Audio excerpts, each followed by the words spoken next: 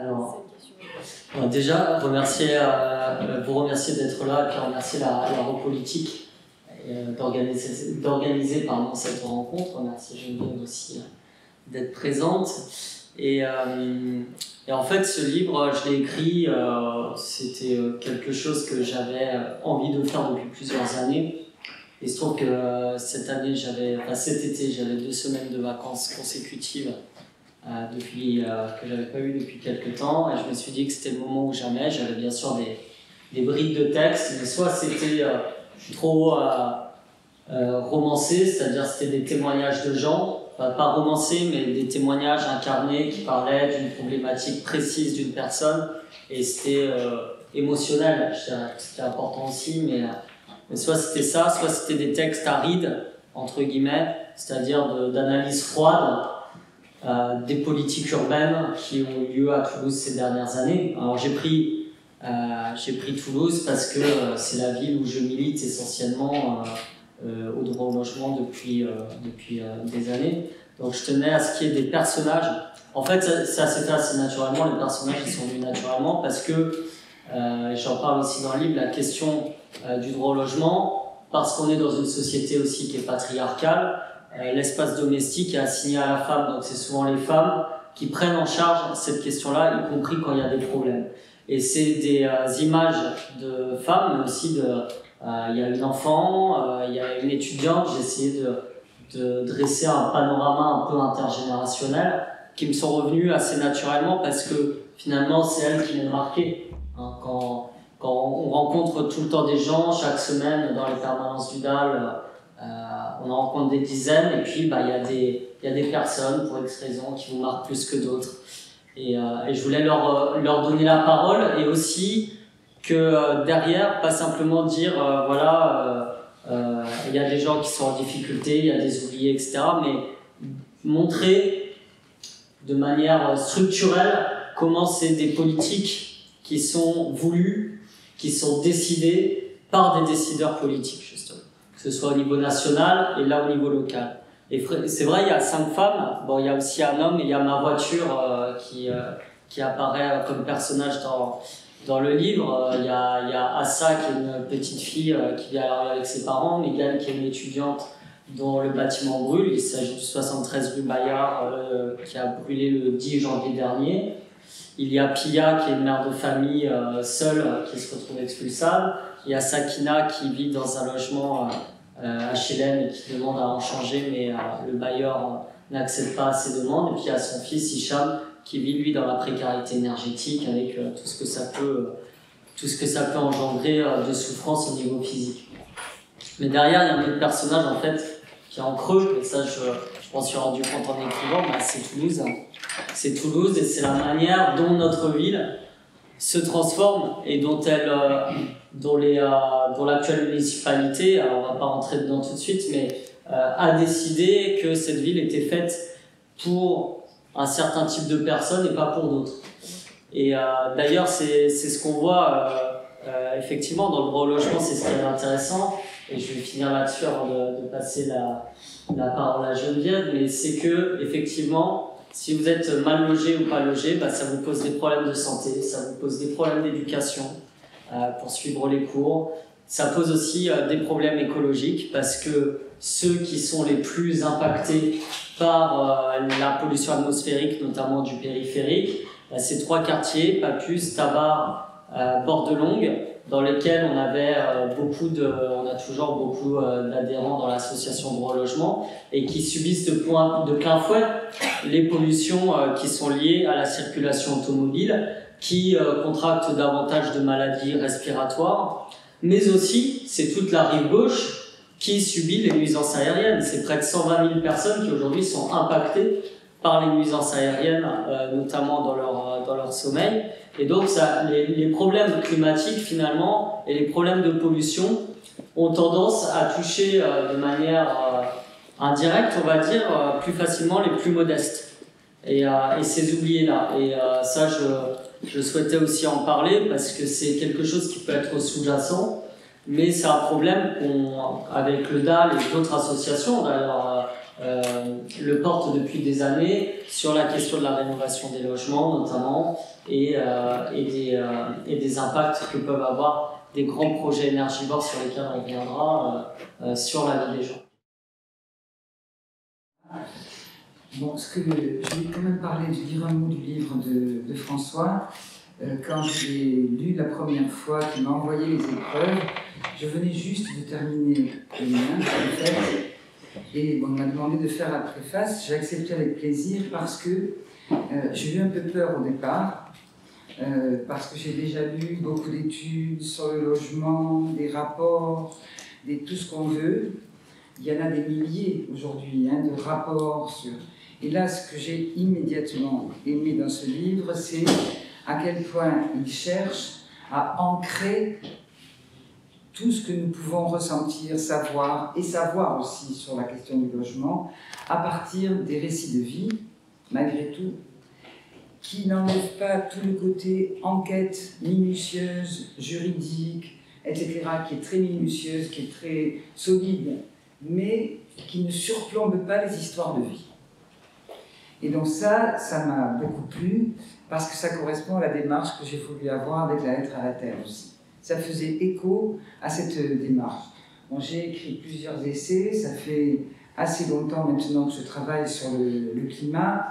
J'ai été observatrice jusqu'en 2016, j'ai arrêté maintenant, j'ai arrêté volontairement des négociations internationales dans le cadre de l'ONU sur le climat, donc j'ai brassé tous les rapports, toutes les alertes, tous les dossiers scientifiques, tout ce que nous savons.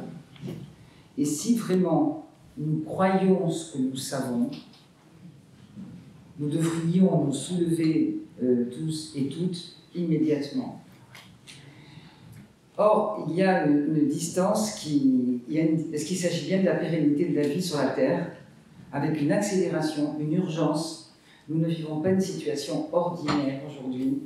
Il ne s'agit pas simplement de encore un peu plus d'inégalité, encore un peu plus de pollution, encore un peu plus... Il y a des ruptures. C'est des ruptures anthropologiques. Donc il faut vraiment qu'on prenne à bras le corps. Anna Arendt, elle dit qu'il faut endurer le savoir. Il ne faut plus mettre ça sous le tapis. Il faut l'endurer véritablement, l'incorporer. Ce qu'a fait, je trouve, aussi François, en incorporant ces questions du logement. Ces questions du logement, elles ont des noms, elles ont c'est sur des personnes, c'est pas des abstractions qui surplombent le monde, qui sont hors sol. C'est terrestre, ce sont des gens terrestres qui vivent là, qui sont expulsés, qui n'ont pas de droit sur cette terre. Et précisément, ma lettre s'adresse aux terrestres. Et donc j'ai voulu, à partir de cette interpellation directe de la terre, bien sûr que je m'adresse à ce que j'appelle les terrestres. Il y a une double énonciation, je m'adresse à la terre et en même temps je m'adresse bien sûr aux terrestres à travers elle. Ce que j'ai voulu, c'est réduire la distance que nous avons mise avec la terre, que nous avons considéré comme un environnement qui nous était parfaitement extérieur et qui, ça c'était un philosophe allemand, Benjamin, qui disait « Nous sommes tellement aliénés au monde et aujourd'hui à la terre que nous pourrions regarder finalement son effondrement comme des spectateurs qui regardent des choses sensationnelles dans lesquelles ils ne sont pas engagés. Une histoire sans nous, dit-il. Eh bien non, nous devons, c'est notre histoire. Voilà, le sens de la lettre à la terre, c'est ça.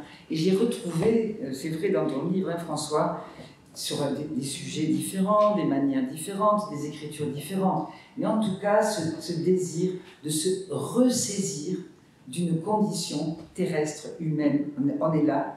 Ce ne sont pas des chiffres, ce ne sont pas des diaporamas, des diagrammes, des scénarios pour 2100, pour 2050, comme nous avons beaucoup pour le climat. Les générations fameuses, les générations futures, elles sont là, elles sont dans la rue, elles défilent.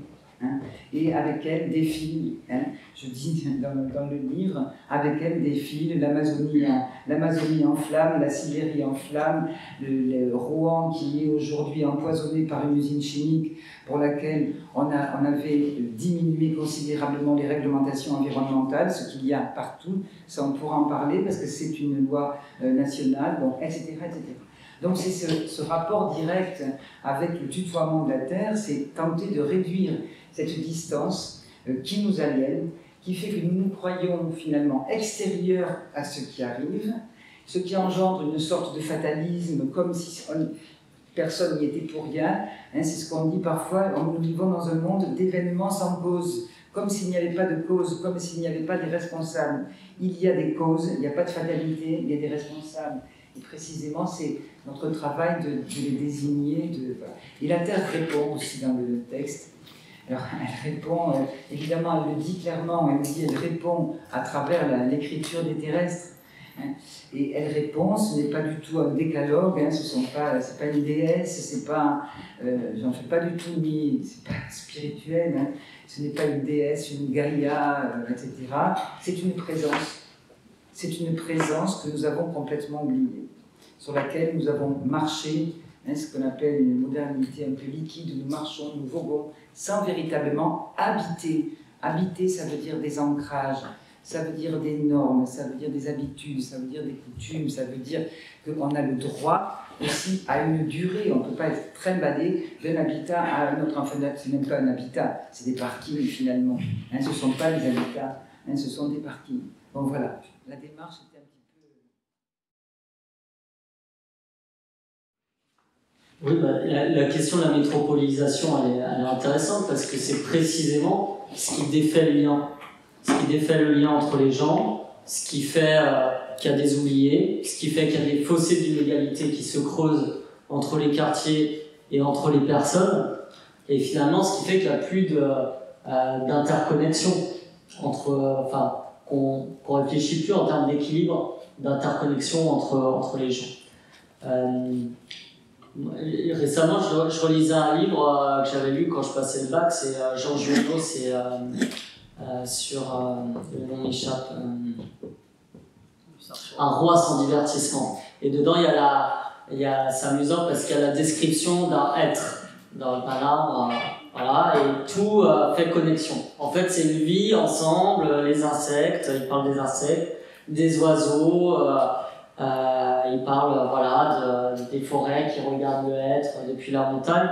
Et finalement, on est dans une espèce de contemplation comme ça, qu'on n'a plus aujourd'hui en ville, parce qu'on est, tu parlais de liquide.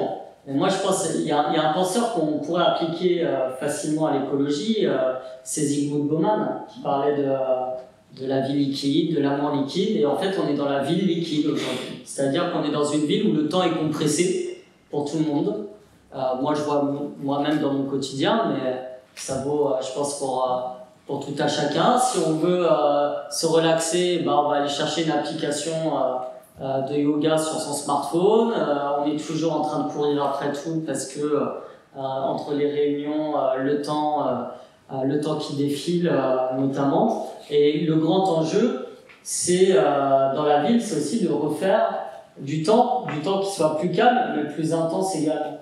Et alors, pour le rendre plus intense ou plus grandiloquent, ce qu'on voit aussi, c'est que la démarche pour faire rêver les gens actuellement de la part de l'oligarchie politique, c'est les grands projets. On va vous faire des grands projets. Il y en a deux qui sont intéressants à Toulouse, c'est Toulouse Euro-Sud-Ouest, qui est en train de se faire. On parle quand même de 80 000 personnes sur les quartiers de la gare, de près de 130 hectares, où on va faire un grand quartier d'affaires, c'est ce qui est annoncé, donc il y a la Tour d'Occitanie. Il faut quand même se rappeler, pour voir l'absurdité, que ce quartier il est basé sur l'hypothétique arrivée de la ligne à grande vitesse, qui était promise en son temps par Philippe Douste-Blazy à l'échelle de 2015. Bon, on est en 2019, et on va construire un grand quartier qui a expulsé des gens petit à petit. On va construire notamment 300 000 mètres carrés de bureaux, alors qu'il y en a déjà 240 000 qui sont vides à Toulouse. Bon. Et on est dans des projets comme ça, qui sont énergivores pour ce qu'ils demandent, en termes de matériaux, de construction et autres. On a un autre grand projet dont tu as parlé, l'atelier d'écologie politique notamment, c'est le parc des expositions, qui va être un petit peu en périphérie de Toulouse, et qui va contribuer à l'artificialisation des sols. Là encore, le modèle économique est au moins assez discutable. Et on le voit comme ça, vous allez aller au parc des expositions, vous allez aller au quartier d'affaires, vous irez à la Tour d'Occitanie pour boire un café chez Saran, Bon, quelle chance d'aller en haut de la tour d'Occitanie pour voir les Pyrénées alors qu'on est à 1h15 des Pyrénées pour payer le prix d'un café en mode parisien en haut de chez Saran. Voilà, c'est ça le rêve qui nous est vendu aujourd'hui. C'est cette grandiloquence des projets. Alors je ne vous parle même pas de la 5G qui va arriver avec tout ce que ça impacte en termes de santé, mais aussi d'objets connectés. Je crois qu'ils ont calculé, c'est plusieurs milliards qui vont devoir être créés pour s'adapter à la nouvelle technologie. Et finalement, on est comme ça, on est dans un temps très compressé, qu'on divertit en permanence par je te fais un grand projet par-ci, puis un grand projet par-là. C'est ce qu'appelaient notamment des chercheurs la CAM, la compétitivité, attractivité, métropolisation, excellence. Et puis c'est le mantra, c'est un totem autour duquel tous les politiques, enfin beaucoup de politiques en tout cas dans la région toulousaine, dansent autour, en espérant que ça va s'améliorer. Donc ce que je disais en préalable, c'est que la métropolisation défait le lien. Et tout notre enjeu, puisque tu parles d'archipel citoyen, mais tout l'enjeu d'une autre ville, c'est de refaire communauté. En fait, c'est de refaire le lien qui s'est brisé, qui s'est défait entre les gens. Et refaire communauté, c'est prendre soin des siens. C'est pas prendre soin de l'investisseur type à Toulouse qui fait de la spéculation locative et dont on connaît le profil grâce à une étude faite par un site d'immobilier qui a 42 ans, qui gagne 6 000 € et qui vit à Paris. Nous, notre but, c'est pas que Toulouse devienne un petit Bordeaux. Moi, j'ai rien contre les Bordelais, personnellement. Moi, je suis très content d'être toulousain. Je pense que c'est une ville qui a une histoire, qui a ses caractères, qui a ses identités, et j'ai pas envie qu'elle soit aseptisée, qu'elle ressemble à une autre métropole à côté, et qu'on puisse pas la reconnaître de Bordeaux en l'occurrence. J'ai pas envie qu'au pays de la chocolatine, le pain au chocolat devienne roi. Je vous signale quand même qu'il y a déjà une boulangerie où il y a un pain au chocolat à Toulouse, où ils disent pain au chocolat. C'est quand même une anomalie, je pense, et c'est assez révélateur de ce qui est en train d'arriver. Moi, la ville, c'est pour les habitants qui y vivent, et peu importe leurs ressources, pour les habitants historiques, pour nos anciennes, nos anciens qui sont bien souvent isolés. Qui ne connaît pas un ancien qui saute un repas pour boucler la fin de son mois? Qui ne connaît pas un étudiant, et je pense qu'ici c'est le bon endroit quand même pour le dire, pour qui trouver un logement, ça n'a pas été un parcours du combattant. C'est limite si on vous demande pas la généalogie qui remonte jusqu'à l'époque de Duguay-Clin ou du roi Henri IV pour savoir si vos aïeux avaient un patrimoine suffisant pour que le propriétaire daigne vous louer un appartement, et qui ne connaît pas, et là c'est un peu plus générationnel, des couples avec des enfants qui aimeraient vivre dans Toulouse mais qui ne trouvent pas de logement adapté à la taille de leur famille et qui sont obligés d'aller ailleurs, et avec tous les problèmes d'étalement urbain derrière que ça pose. Donc finalement notre but sur la ville, je pense, après on a des discussions collectives en cours, mais c'est bien ça, c'est-à-dire de dire nous on veut refaire lien, on veut refaire communauté, on veut refaire ville quelque part, avec ceux qui y vivent, pour ceux qui y vivent, et pas pour les habitants fantasmés, notamment qui ont été vendus par Toulouse 2030, le lobby des promoteurs, il y a un an sur la place du Capitole, et qui disait clairement Toulouse doit devenir une ville du tourisme d'affaires. Ben, moi j'ai rien contre les tourismes d'affaires personnellement, mais je suis désolé, Toulouse c'est aux Toulousaines et aux Toulousains et c'est à ses habitants.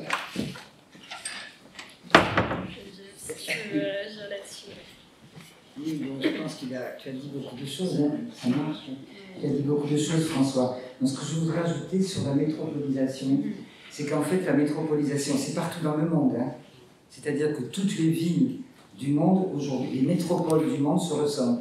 Il y a les mêmes chaînes de magasins, les mêmes rues, y compris dans les pays qu'on appelait les pays du Sud. Hein.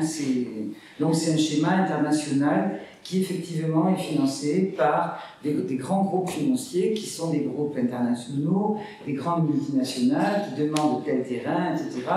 et qui reproduisent exactement le même. Donc ça, c'est vraiment international.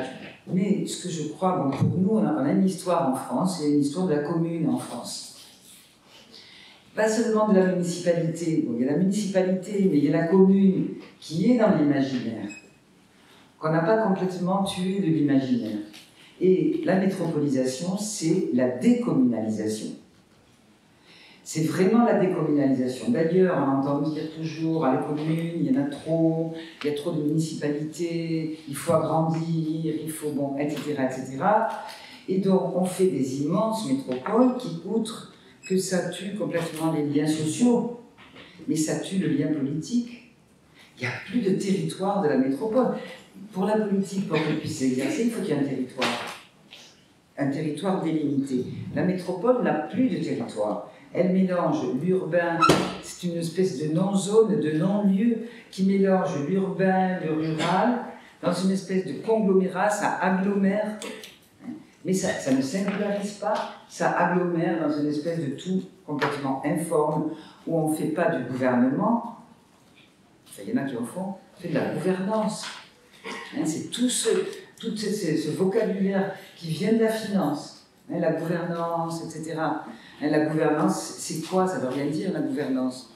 Soit on gouverne, c'est le politique, tout simplement, hein, avec des lois, avec des institutions, des instances du politique qui prennent des décisions, qui sont contrôlées, il y a des modes d'élection.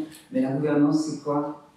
C'est quelque chose qui est incontrôlable bien souvent, et qui est le plus souvent d'ailleurs la gouvernance, une association d'intérêts privés et d'intérêts, enfin, de représentants publics et de représentants privés. Donc la métropolisation, c'est aussi une décommunalisation, et on le voit dans l'accaparement de ce qu'on appelle les communs.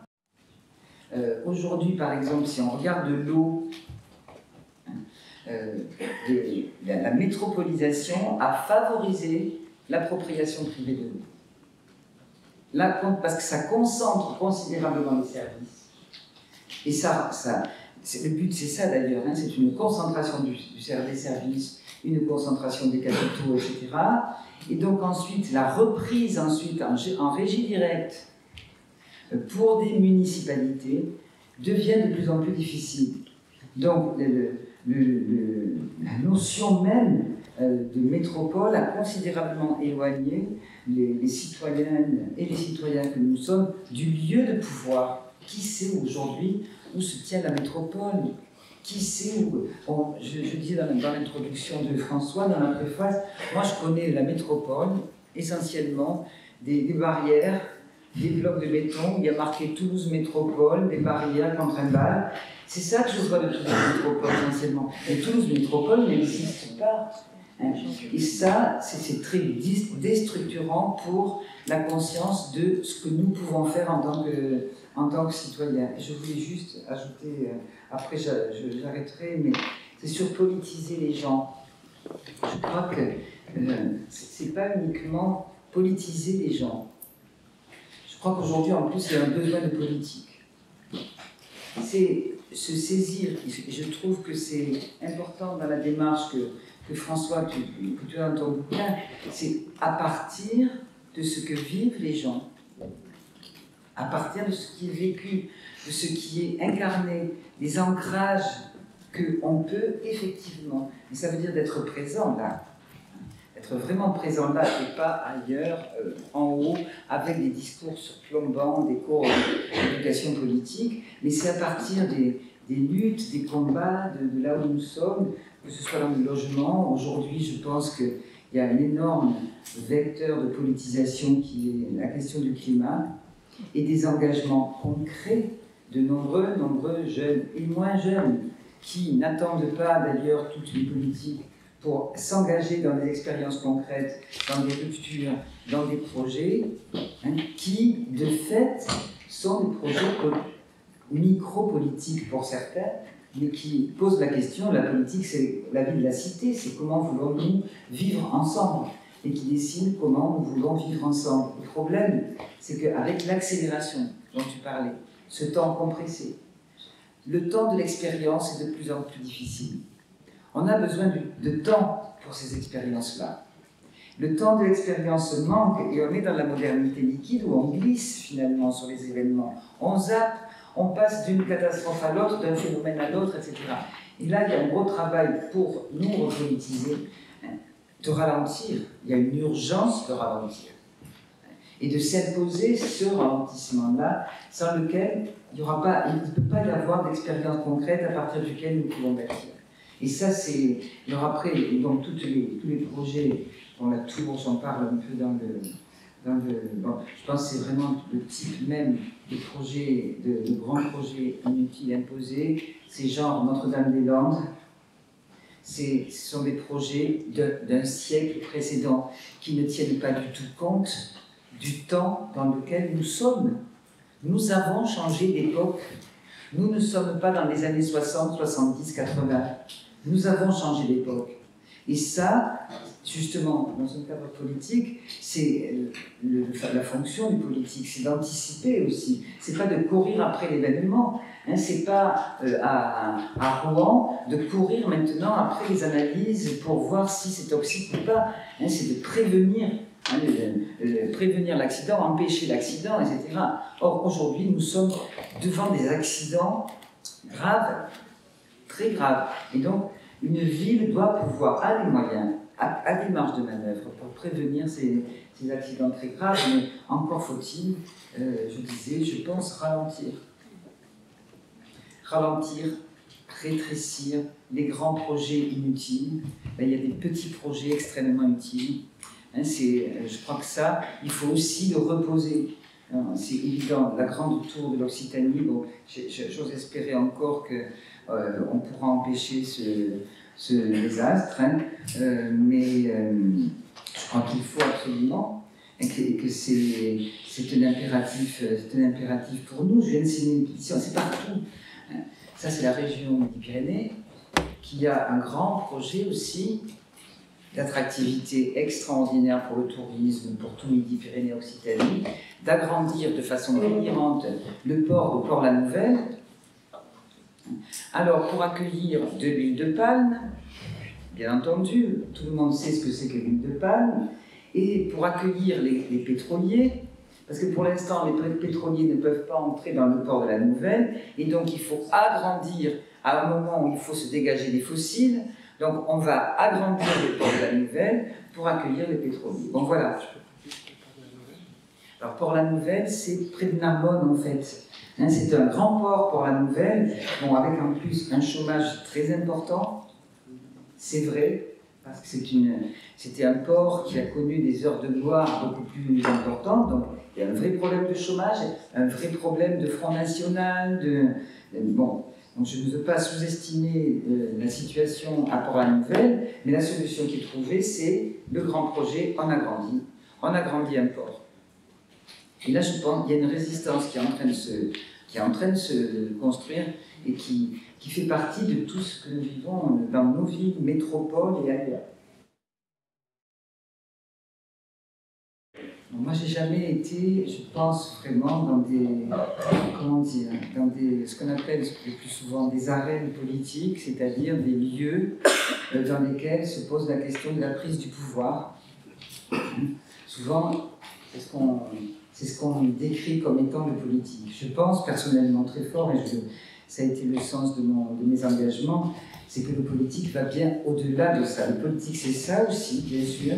C'est-à-dire, à un moment donné, c'est la question du pouvoir, que ce soit dans une municipalité, une région, un département, un pays, un État, mais c'est au-delà de ça. Et trop souvent, la politique s'est réduite justement aux épisodes électoraux qui devaient scander la vie politique et qui demandaient un engagement des citoyens. En gros, tous les 5 ans ou tous les 7 ans, on va voter, puis prendre le temps que ça se passe. Bon, ça ne s'est jamais vraiment passé comme ça.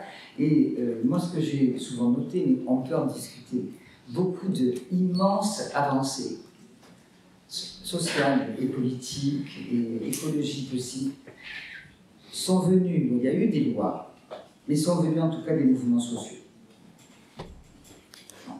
Et donc d'engagement qu'on dit citoyen pour aller très vite, qui ont bousculé complètement les mentalités, d'une part, et d'autre part, pour certains, sont arrivés jusqu'à des lois, hein, je pense, pour les femmes, mais aussi en matière d'environnement, par exemple, l'interdiction des gaz de schiste en France, par la fracturation hydraulique.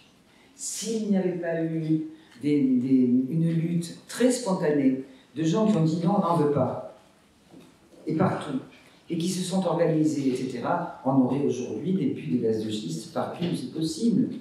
Si on n'a pas d'OGM aujourd'hui en France, enfin, il faut continuer à lutter. En tout cas, si les OGM en plein champ sont interdits, etc., dans notre pays, contrairement à l'Argentine, etc., c'est parce qu'il y a eu une lutte.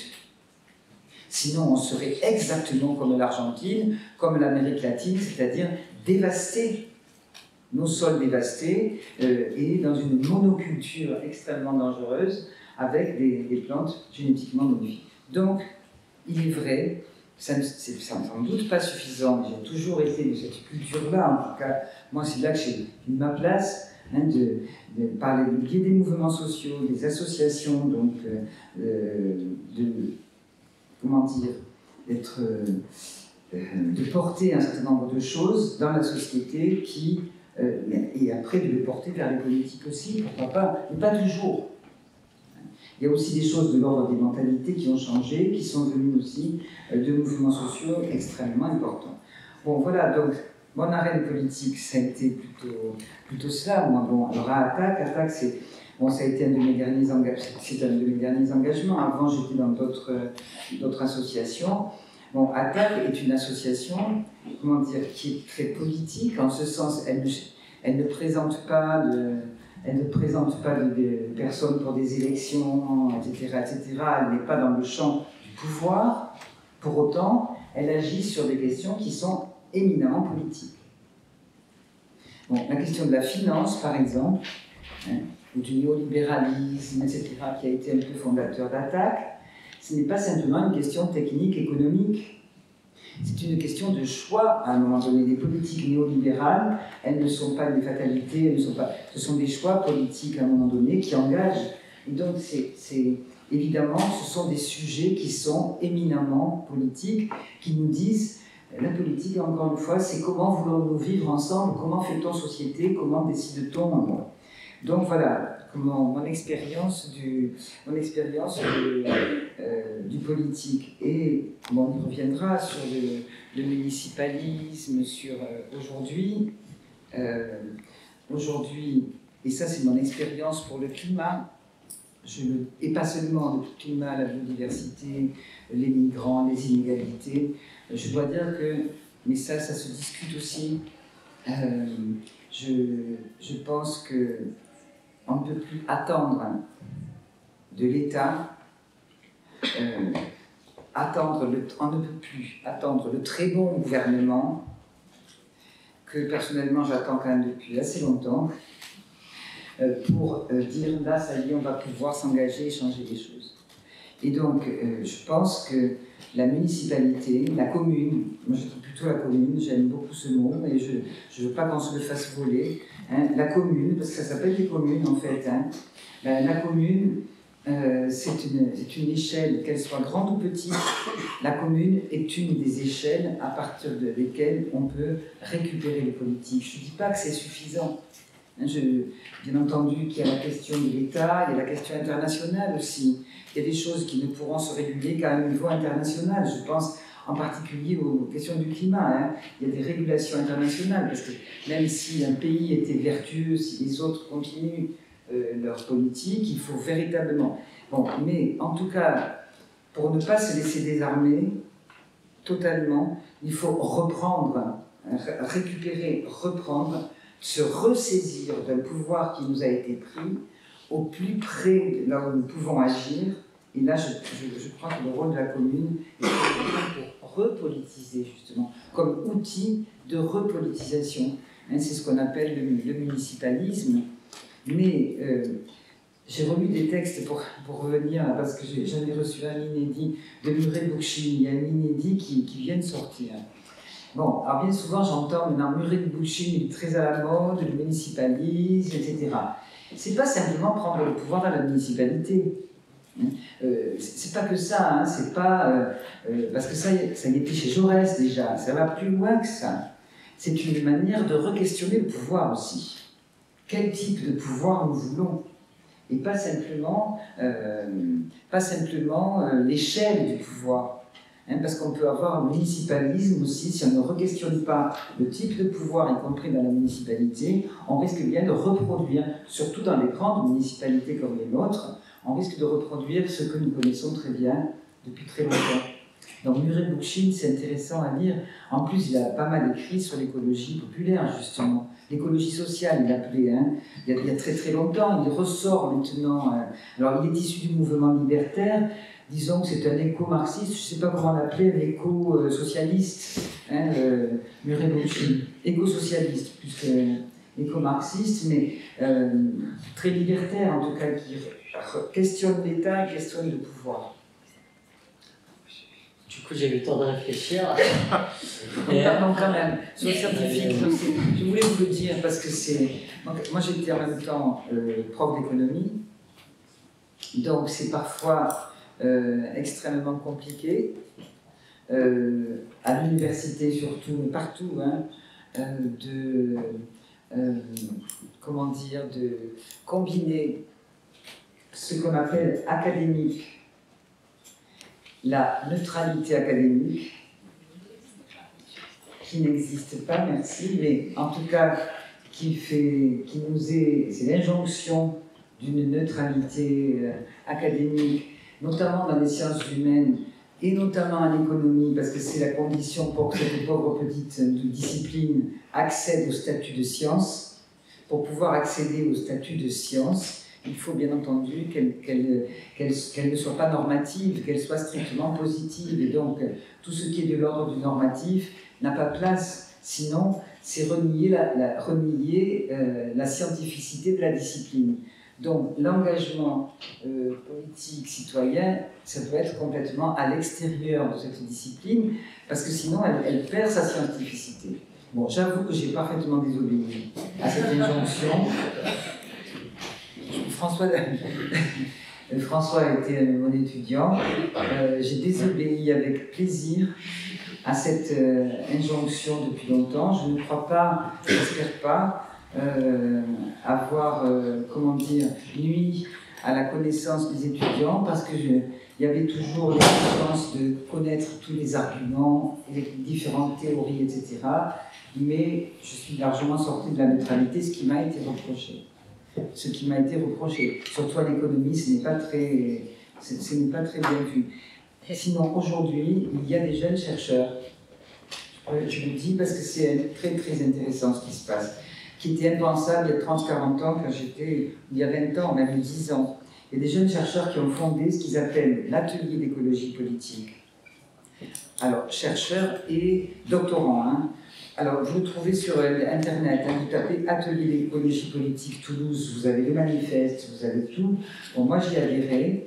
Atelier d'écologie politique, où ils ont commencé à faire tout un travail sur la recherche. Ils ont commencé par des choses très ancrées. Le coût de la recherche, le problème de l'avion, est-ce qu'on peut continuer à prendre l'avion pour aller partout dans le monde, etc., etc. Et depuis 1 an ou 2 que ça existe maintenant, les questions sont beaucoup plus pointues. C'est le sens de la recherche, qu'est-ce qu'on doit chercher, qu'est-ce qu'on ne doit pas chercher. Et donc là, c'est un engagement de nombreux jeunes chercheurs sur le fait que la recherche, c'est de l'argent public. Ne faut-il pas établir des priorités dans la recherche, étant donné les urgences face auxquelles nous sommes, et le coût de la recherche, etc. Donc c'est passionnant. Vous regardez, vous allez sur Atecopol, c'est Atelier d'écologie politique. Ils organisent des séminaires, on organise des séminaires assez fréquents maintenant, tous les 2 ou 3 mois, qui sont des séminaires ouverts. Il y a des forums qui sont ouverts. Il y a des forums, chaque fois qu'il y a des marches pour le climat, l'après-midi, il y a des forums de l'Atecopol le matin. Donc je pense que pour des étudiants, c'est intéressant de savoir qu'existe aussi ce type de démarche. Alors c'est en Occitanie, je sais qu'aujourd'hui à Jussieu, ils sont en train de monter le même système, à Clermont-Ferrand également, donc c'est en train de se ramifier à un niveau national. Bah justement, en fait, c'est amusant que tu finisses par ça, parce que dans l'atelier d'écologie politique, moi j'ai des gens avec qui j'étais étudiant à l'université quand j'ai rencontré Geneviève. Et même il y en a, c'est des amis de très longue date, voilà, avec avec qui on a partagé des conversations là-dessus. Mais à l'époque, on se souciait davantage des lois, ce qu'on appelait la UCPE, bien sûr, 2006, c'est là où on s'est rencontrés. Et il y a eu ensuite la LRU1 et LRU2, donc loi relative aux universités, qui visait une privatisation qui disait pas son nom des universités. C'était des années de grève, notamment au Mirail, où j'ai eu la chance d'être étudiant, qui ont contribué à ma formation politique, clairement, même si on n'avait pas souvent cours. Mais justement, on apprenait autre chose que certains cours assez classiques, juste pour valider une UE. Et ce qu'on a retenu, et je pense à eux qui sont dedans, moi c'est pas mon cas, je ne suis pas chercheur, mais ça montre aussi que cette émulation-là, elle porte ses fruits, y compris au niveau de la recherche, et sur un enjeu qui est crucial aujourd'hui, c'est l'enjeu climatique. D'ailleurs, quand j'y repensais là, puisque vous m'avez suggéré de réfléchir, mais moi le premier engagement que j'ai eu, c'est un engagement écologique. Je me souviens très bien, c'était en 2003 dans mon lycée, parce que José Bové avait démonté le McDo de Millau, et il y avait des pétitions pour éviter des poursuites à José Bové. Bon, les pétitions n'ont pas trop fonctionné, mais il a su tenir la dragée haute au système judiciaire et puis à Monsanto. Donc finalement, il y a une ligne un peu à tracer comme ça, et je pense que l'écologie était de toute façon quelque chose qui était déjà prégnant totalement dans les rangs universitaires à la fin des années, dans les années 2000, quoi. Hein. Donc j'ai même fait la campagne présidentielle de José Bové en 2007. Donc j'ai pu, voilà, ma fidélité, ma loyauté. Et sinon, moi, avant d'être au DAL, j'étais engagé au niveau étudiant, mais je me suis engagé aussi à Toulouse quand je suis arrivé, dans un groupe, une association politique qui s'appelait Les Motivés, qui avait été créée notamment par des membres de ZEDA, mais pas que, et qui était une première initiative citoyenne, on va dire, et municipaliste, en 2001, qui avait réussi à faire un score important de 12,5%, ce qui lui avait permis de se maintenir au second tour et d'avoir des élus d'opposition malheureusement, mais des élus quand même. Et parce que cette question-là de la démocratie et aussi la question des quartiers populaires qui était portée chez les Motivés m'intéressait au premier chef. Donc finalement, on voit, et moi j'étais pas toulousain à ce moment-là, quand j'ai connu les Motivés en 2001, moi je vivais pas à Toulouse, mais finalement c'était une manière aussi de faire rayonner la ville. Preuve que la ville, elle peut rayonner aussi autrement que par des grands projets ou des spots de pub en prime time sur TF1 ou France 2 pour vanter aux touristes d'affaires ce que peut être le chic d'aller à Toulouse faire ses courses chez Hermès. Et finalement, une ville, ça rayonne aussi d'un point de vue culturel, mais aussi politique.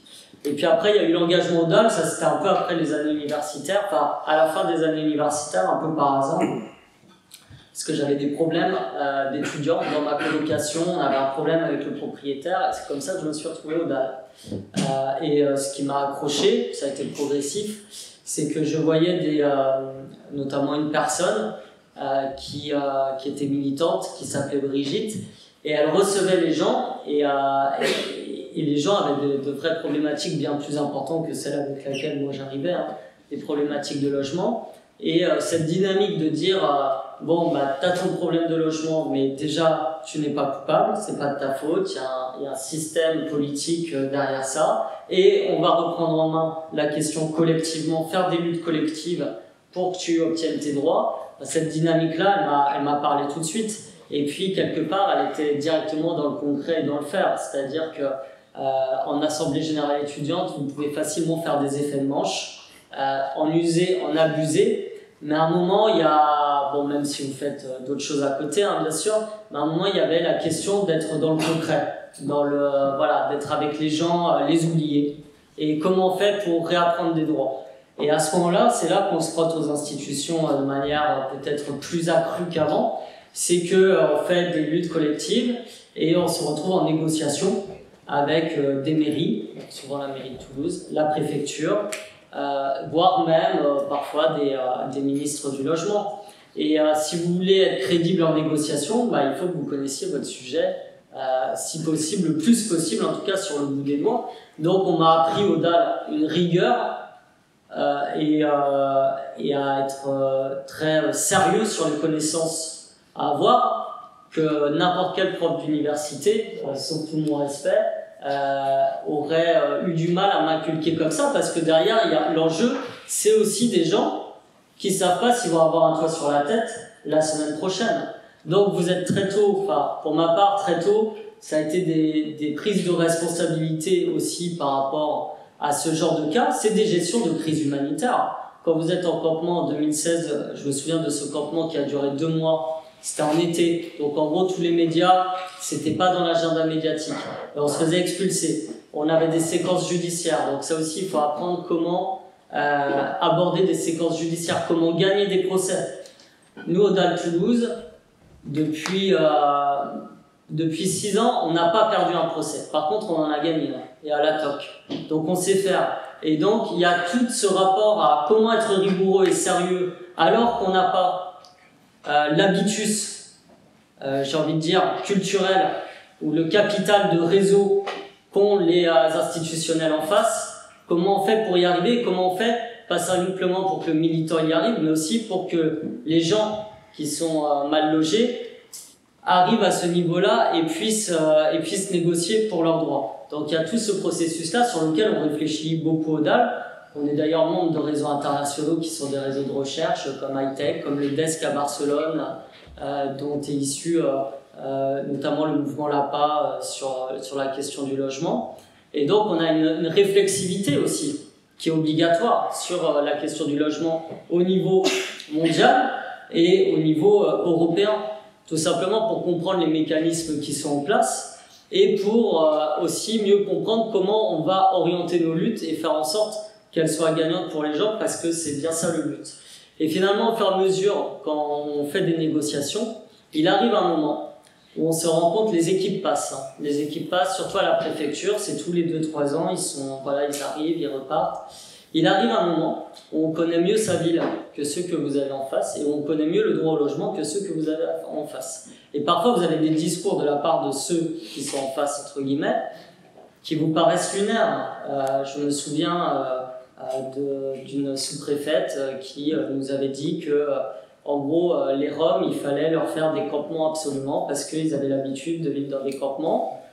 Donc c'était limite si les Inuits arrivent à cause du réchauffement climatique, elle va nous proposer de faire des igloos sur une patinoire géante, peut-être au Capitole, mais c'est de cet ordre de réflexion-là. Ou un adjoint au maire qui nous a dit, suite à une réquisition dans sa commune, un adjoint socialiste, qui nous a dit non mais moi je trouve ça très bien le DAL, mais allez à Toulouse pour réquisitionner parce que moi avec mes électeurs, etc. Donc la solution c'était que le DAL continue son petit bonhomme de chemin, mais la prise de responsabilité, le courage politique, en fait on s'aperçoit qu'ils sont souvent assez faibles là-dessus.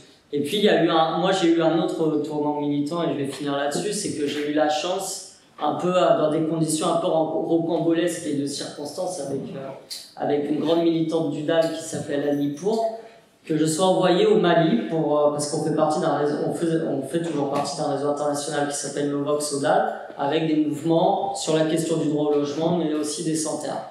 Et bon, en 2012, j'ai été envoyé au Mali, je faisais une année de report de stage suite à un concours de prof d'histoire géo. Bon, pour des raisons qui en fait n'ont pas du tout eu lieu, parce qu'il y avait la guerre qui commençait, donc c'était le bazar dans le pays, et je me suis retrouvé dans une coordination d'associations qui s'appelle l'Union, et qui en fait est un syndicat de mal logés, de personnes sans terre, mais aussi de paysans sur la question des semences paysannes, etc. D'aide, qui a créé un syndicat notamment d'aide domestique pour les jeunes filles qui arrivent dans les villes, etc. Et je me suis retrouvé dans ce mouvement qui était gigantesque numériquement, dont on parle très peu dans les médias occidentaux, mais pourtant un mouvement social qui était vraiment conséquent en termes de force, de gains et de ce qu'ils peuvent soulever comme nombre de personnes pour leur lutte.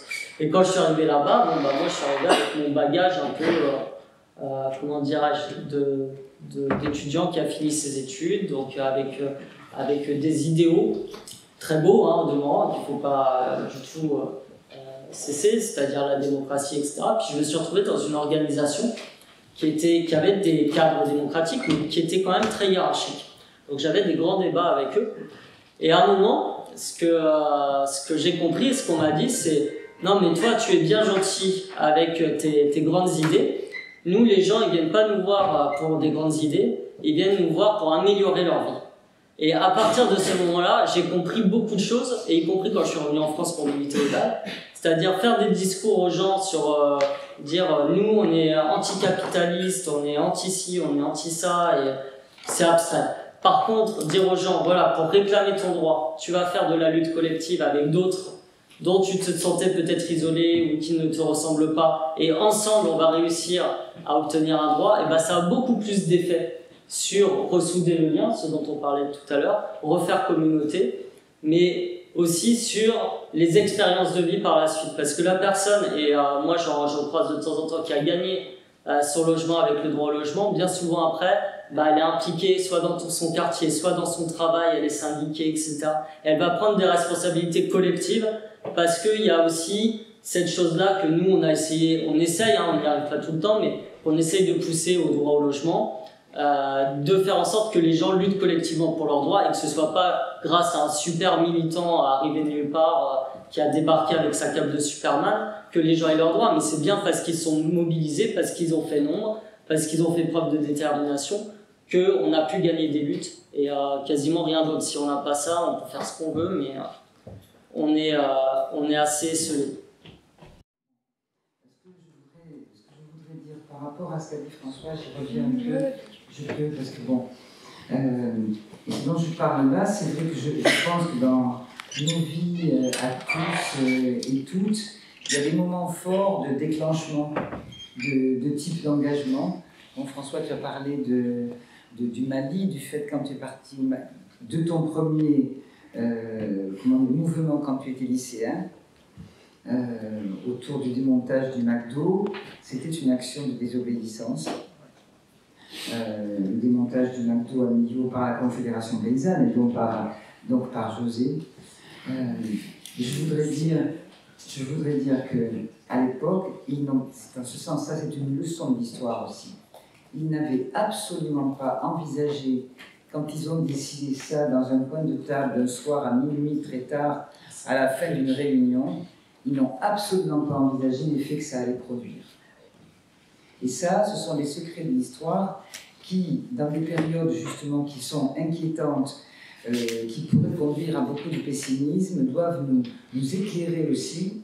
Nous ne savons pas tout de ce qui va se passer, l'histoire n'est pas planifiable, et tant mieux, il y a de l'imprévu, il y a de l'événement qui n'est pas, on ne peut pas le programmer, c'est pas programmable. Et donc, il faut faire confiance aussi à cette possibilité d'événements qui peuvent paraître micro, de déclencher des vagues macro. Ça existe, ça a existé quasiment, je crois, dans toutes les périodes historiques. Ça, c'est le premier point. Le deuxième point, c'est que malgré tout, je pense qu'il y a pour tout le monde des moments fondateurs qui sont des mouvements de non-retour. De non-retour.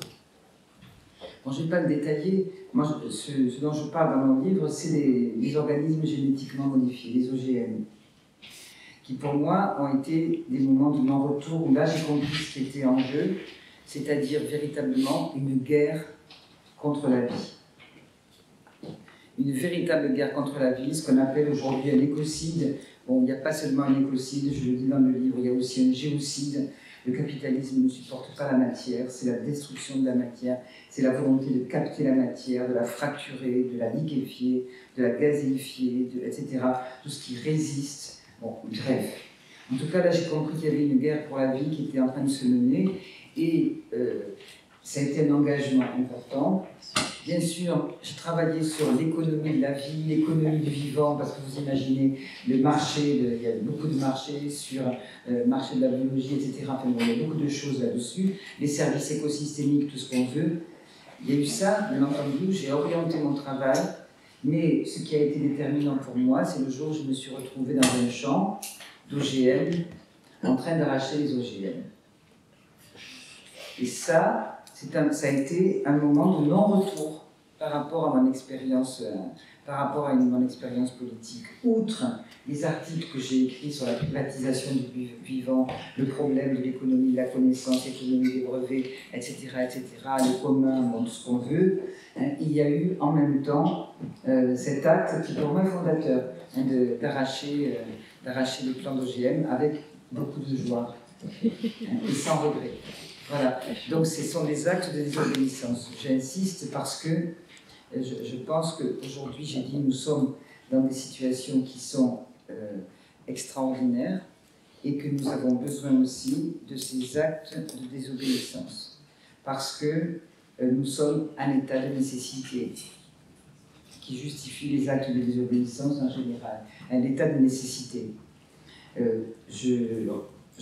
On voit qu'il y a des maires aujourd'hui, et ça c'est important, on voit là le rôle justement de la commune, des maires qui ont pris des arrêtés contre les pesticides, alors que tout le monde aujourd'hui est extrêmement terrifié devant les rapports qui nous disent que les insectes, 80% des insectes ont disparu en Europe, les oiseaux, etc., etc. Donc tout le monde est complètement tétanisé par cette situation, horrifié, scandalisé, et en même temps, on accepte de poursuivre l'utilisation du glyphosate. C'est ce schisme mental qu'il faut arrêter, parce que ça nous abîme aussi, politiquement et éthiquement. Donc, les maires qui ont pris des arrêtés, le maire qui a commencé à prendre un arrêté municipal pour l'interdiction des pesticides et immédiatement suivi par d'autres, ça, ce sont des voies aujourd'hui. Ce ne sont pas les seuls, mais en tout cas, ce sont des voies efficaces. Parce que, bon, il y a la pétition, il y a tout ce qu'on veut, mais le poids des lobbies, le poids du ministère de l'Agriculture, qui est quand même la FNSEA, le ministère de l'Agriculture.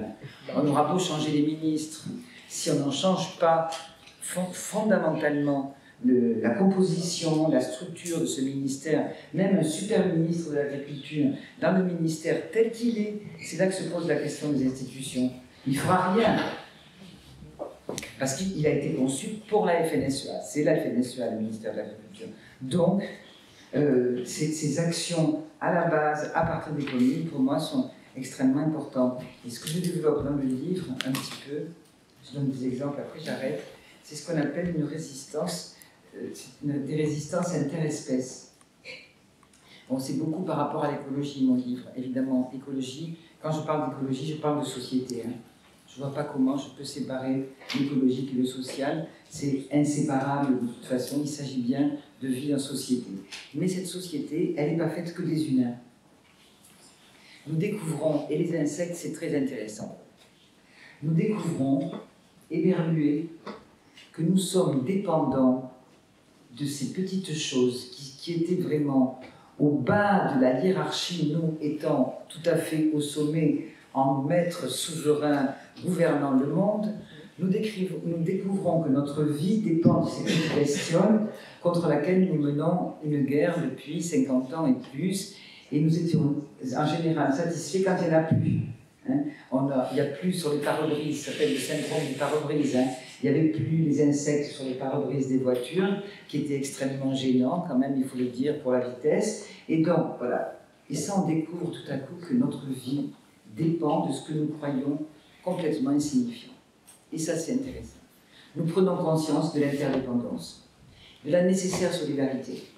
Et c'est dans ce sens, ma lettre, c'est ça aussi, c'est comment la Terre, finalement, ces communautés, nous enseignent aussi des valeurs qui n'ont rien à voir avec les valeurs de l'attractivité, de la compétition, de la concurrence, mais au contraire, celles de la dépendance, de l'interdépendance, du lien.